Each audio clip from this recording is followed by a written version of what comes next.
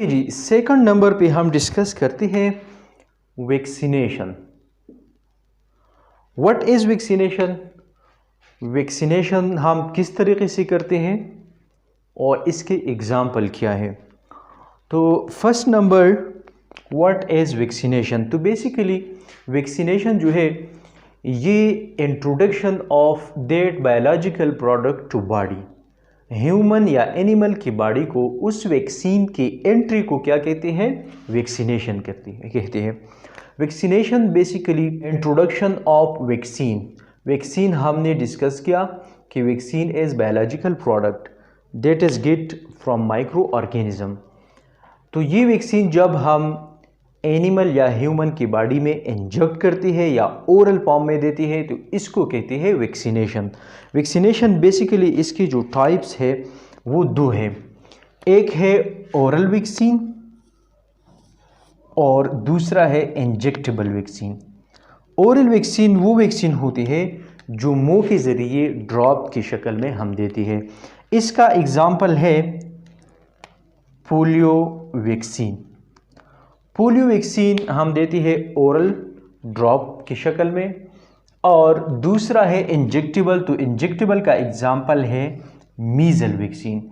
ये तो एक एक एग्जाम्पल हमने दिया है, इसके बहुत सारे एग्जाम्पल होती है, लेकिन इज़न इसके साथ जो एक एग्जाम्पल आपको याद हो तो ओरल वैक्सीन का जो एग्जाम्पल है वो है पोलियो वैक्सीन और इंजेक्टेबल वैक्सीन का जो कॉमन एग्जाम्पल है वो है मीजल वैक्सीन।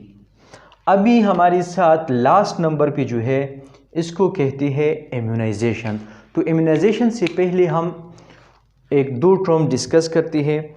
फर्स्ट नंबर है इम्यून सिस्टम। तो what is immune system? Immune system एक डिफेंस सिस्टम होता है। डिफेंस सिस्टम मीन कि बॉडी का एक निज़ाम होता है और बॉडी में जब माइक्रो ऑर्गेनिज्म या कोई फॉरेन पार्टिकल या एलर्जन या एंटीजन एंट्री होती है तो उसकी एंट्री की ब्लॉकेज उसको ख़त्म करने के लिए और इसके ख़िलाफ़ एक डिफेंस मैकेनिज़्म पैदा करने के लिए एक सिस्टम होता है, इसको कहते हैं इम्यून सिस्टम। जिस तरह एक कंट्री का डिफेंस होती है और उस डिफेंस मुख्तलिफ लेयर्स में मुश्तमिल होती है, मिलिट्री, पैरामिलिट्री, एयरफोर्स, इस तरह हमारी बॉडी की अपनी एक इम्यून सिस्टम होती है जिसमें natural immunity, acquired immunity. Natural immunity में सबसे पहले जो हमारे साथ स्किन है, फिर सेल्स है, लिम्फेटिक सिस्टम्स है। लिम्फेटिक सिस्टम में हमारे साथ बहुत सी सेल्स, जिस तरह ब्लड सेल्स में न्यूट्रोफिल्स है, मैक्रोफेजेस है, ये सारी इम्यून सिस्टम का हिस्सा है। इसको कहते हैं इम्यून सिस्टम, मीन के दिफाई निज़ाम। और इम्यून सिस्टम की बेस में एक अदर वर्ड्स है, इसको हम कहते हैं इम्यूनिटी। तो इम्यूनिटी डिफेंस क़ुव्वत को कहते हैं, पावर को, कि आया इस पर्सन का इम्यून सिस्टम स्ट्रांग है या कंप्रोमाइज़ है। तो इससे दो वर्ड्स निकलते हैं इम्यूनिटी के बेस पे। अगर एक पर्सन की इम्यूनिटी सिस्टम लो है या इम्यून सिस्टम इसका वीक है माइक्रो ऑर्गेनिज्म या किसी डिजीज़ की वजह से, तो वो इम्यून कंप्रोमाइज पर्सन कहती है, क्योंकि इसका इम्यून सिस्टम जो होता है वो बहुत वीक होता है। बाहर से माइक्रो ऑर्गेनिज्म की एंट्री या अदर एलर्जन या एंटीजन की एंट्री बॉडी में डिजीज़ आसानी से पैदा कर सकती हैं।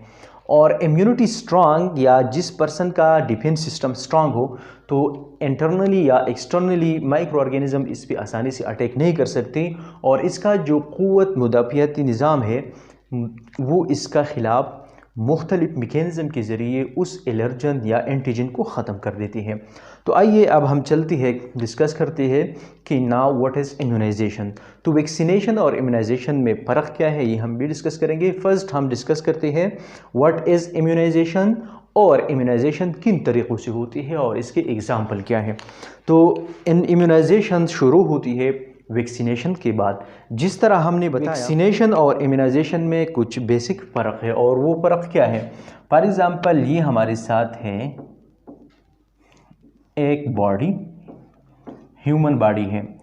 इस ह्यूमन बॉडी में ओरल फॉर्म, ओरल के ज़रिए या इंजेक्टेबल फॉर्म में हमने दिया वैक्सीन और वो एक वैक्सीन बॉडी में एंटर चला गया।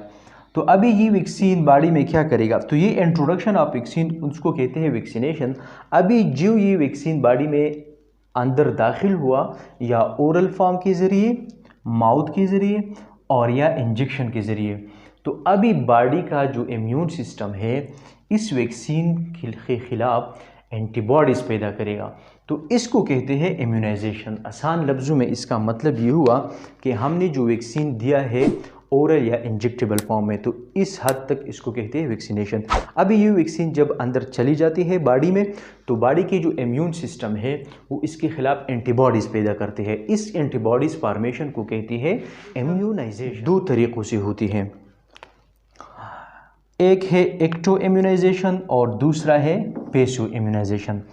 एक्टो इम्यूनाइजेशन का मतलब ये है कि एक्सपोजर ऑफ एंटीजन, बॉडी का एक्सपोजर हुआ एक एंटीजन को, बीमारी का एक एंटीजन है, चाहे वो वायरस हो या बैक्टीरिया हो या प्रोटोजोआ हो या अदर ऑर्गेनिज्म हो, तो ये एक एंटीजन है, बॉडी का एक्सपोजर हुआ, तो इसको कहते हैं एक्टो इम्यूनाइजेशन। तो बॉडी अब क्या करेगा, बॉडी इस एक्टो एंटीजन के ख़िलाफ़ एंटीबॉडीज़ पैदा करेगा, तो इसको कहते हैं एक्टो इम्यूनाइजेशन।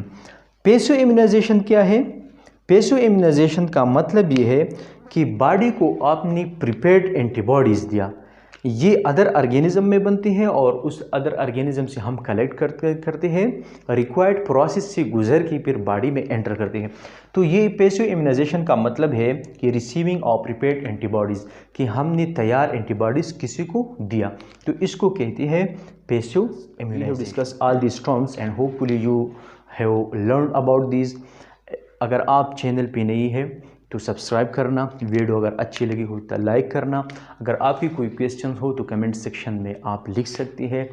इंशाल्लाह नेक्स्ट लेक्चर हम इससे आगे जो टर्मिनोलॉजी है इम्यूनोलॉजी के वो डिस्कस करेंगे।